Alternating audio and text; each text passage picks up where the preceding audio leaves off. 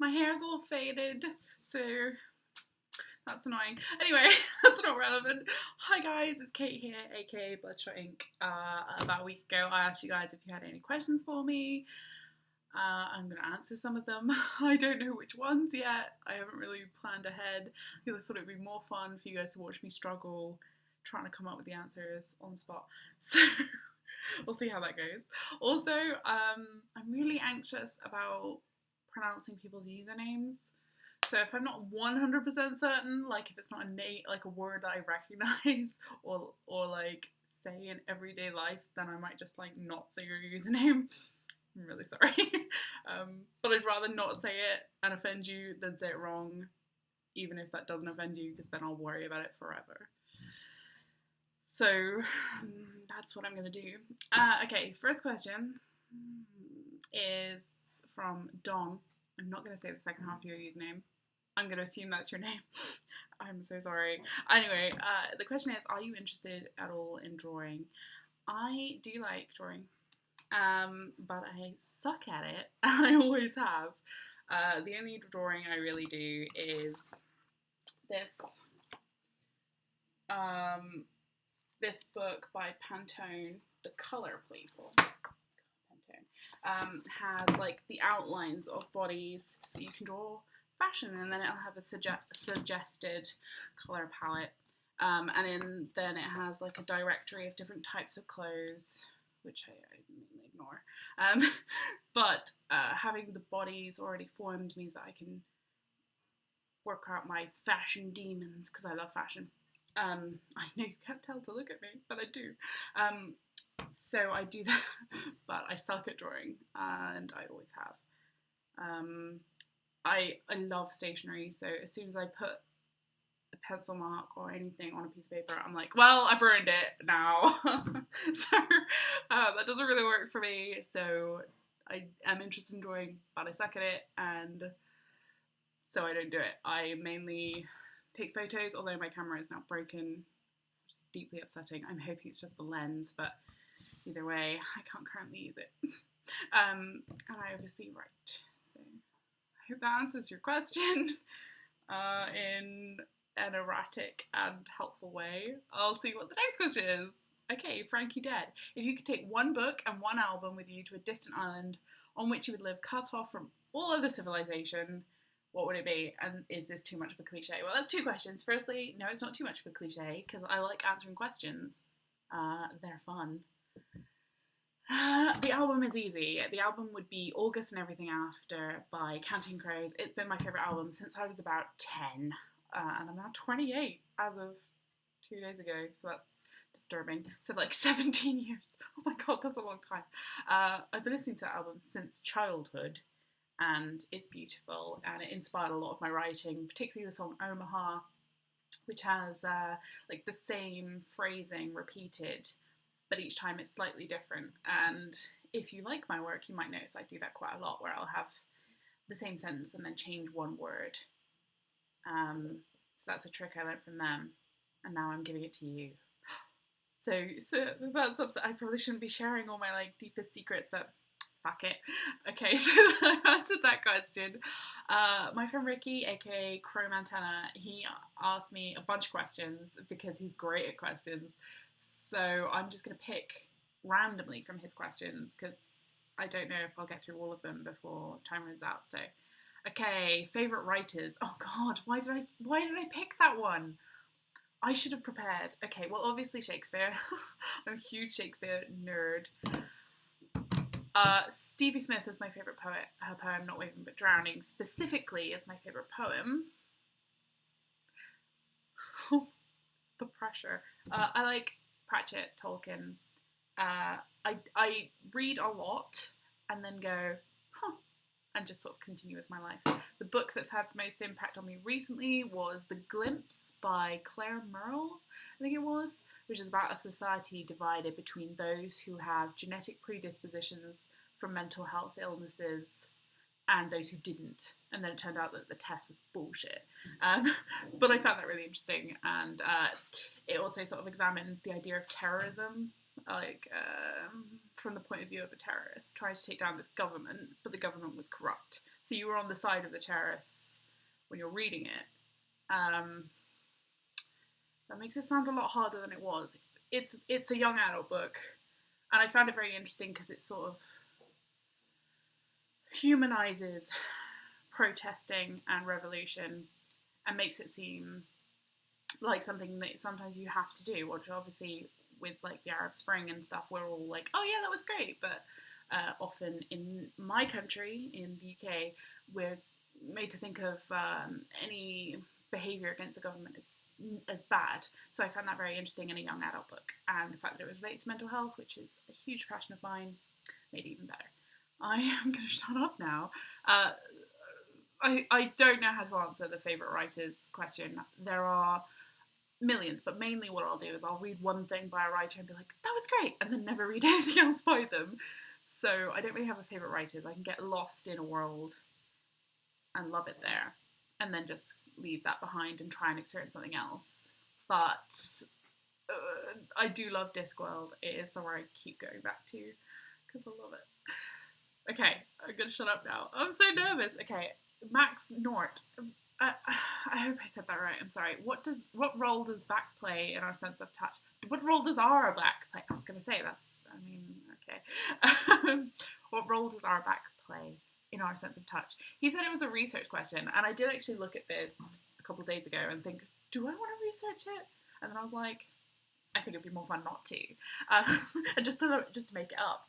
I personally think it's probably something to do with your nervous system running through your back and your spine. I have no idea if this is right. Otherwise, what I'm going to say is that your spine is secretly like the dictator that dictates like all of the feelings in all of your skin, because he's like in the center of our being. So he's really in charge. That we don't actually have brains. That was a lie from the government. Why not? And the dictator's aim is to make us feel lots of sensations so that eventually we are overloaded by sensory input and we peel off our own skin so that he becomes free. Is that a good answer? I don't know. We'll see. Okay, Eve, the Gallery of Eve, my lovely Evie. She said, if you were granted the chance to spend one whole day with one person you've never met before, who would it be and what would the main topic of conversation you would be looking forward to talk about with them? I mean, automatically my brain is going, Shakespeare, Shakespeare, Shakespeare. But I have to confess, like, this is really hard because I've loved Shakespeare my whole life. But the past couple of years, since the Class A team came out, I have been thinking that I would really like to meet Ed Sheeran. I feel like if Ed and I wrote a song together, it could possibly blow minds. That's maybe really egotistical of me, but I think I genuinely believe it, which is really embarrassing and narcissistic. But I would really like to meet Ed Sheeran. I feel like we could write beautiful poetry together. That's not a euphemism either, although he is a very handsome man, but I really would just really like to write with Ed Sheeran. So I'm going to say Ed Sheeran unexpectedly. Okay. Ghost of the Empty Grave, one of my excellent, very good friends, says, would you like to have wings and fly through the skies? I think I would, because I love thunderstorms. Like, I'm absolutely obsessed with them. The other day we had one here and I went outside and just sat by myself in the rain, just going, oh, this is lovely. Because I'm a complete nerd like that. So it would be really cool to, like, be inside a thunderstorm. I also once dated a tornado chaser, and I kind of got a bit into that. But because I live in England and our tornadoes are very small and rarely noticed, I didn't really get into that as passionately. But I think that if I could fly, then I would definitely get more involved in that. I think that would be great fun. And very scary, but who cares? Okay, so if you could live as any character starting from their birth, who would it be? From Roman... Oh my god, I should have definitely planned this ahead. XVIII. Okay, well that's 8. So 18? Roman 18? 518? I really have no idea. It's a number anyway. Okay, if I could live as any character, who would I be? Shit. I don't know. See, my instinct is to say my own character, Stitches, because she's based on me. Because even though my life sucks and I hate it and I want it to be done, it's also given me you guys and the ability to write, which I love. And I can't really imagine being anyone else. I would like to look completely different, but have my own brain. I don't think there's a character that has my brain that doesn't look like me. So I don't know. Maybe Hermione Granger. She's kind of a babe. Or Luna Lovegood. I love her too. I was really sad last week because it was coming up to my birthday and I felt really lonely. So I decided to start rereading all of the Harry Potter books. And I read like 3 in 3 days. And then I was like, okay, I just need to take a little break. So I'm going to start the next one this afternoon. That'd be nice. But Luna hasn't arrived yet, so I'm excited for that because I think she arrives in the book I'm about to read. So that's good times. I don't know why I'm telling you that. Okay, Sister to the Queen says, do you enjoy watching movies that are so bad that they're good? No. I'm sorry, I don't. I'm very selective about what films I watch because if I watch a film and say a character has a panic attack, I will have a panic attack. And if I watch a film and somebody dies, like a main character, I feel that loss, which is really inconvenient. So mainly I only watch romantic comedies, and there are a lot of terrible ones. But if they have a feel-good feeling at the end, that's pretty good for me. But apart from that, it's really hard to find films that won't trigger that emotional response in me. So I have to be quite brave when I'm watching a film. So films aren't a big part of my life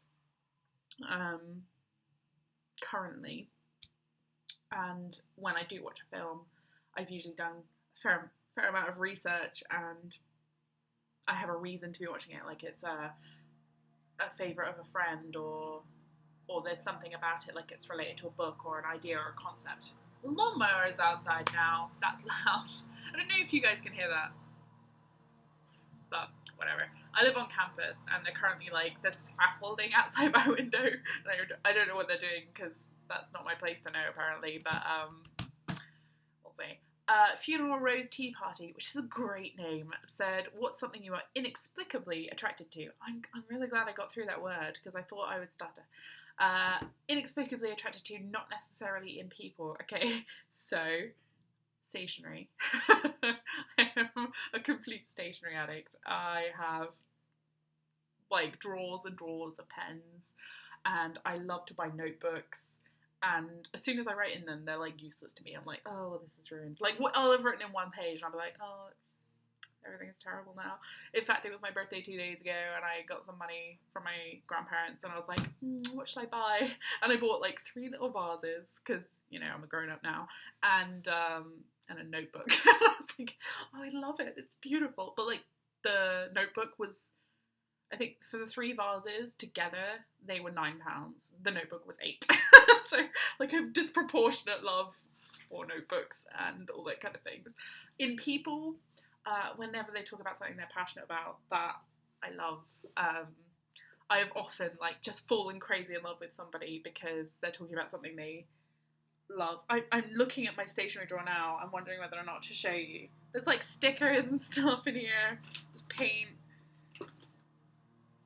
I don't even know. Sorry, I got distracted. The next question, I can't pronounce your name. I'm going to give it a go. Illuminara said, have you ever used a fountain pen? Again, this ties into the previous question. Yes. In fact, for my 25th birthday, my mum bought me a fountain pen. That's what I want. I was like, Mum, I've decided what I want.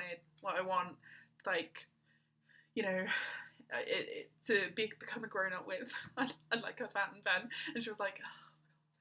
So I got to go and pick a pretty expensive pen, which then I don't use it very often because the ink will suddenly stop flowing halfway through a word, which makes me really angry. Like, I get really angry if things don't work consistently. Like, if it doesn't work, that's fine, and I'll probably still keep it. But if it works some of the time and not the rest of the time, that really annoys me.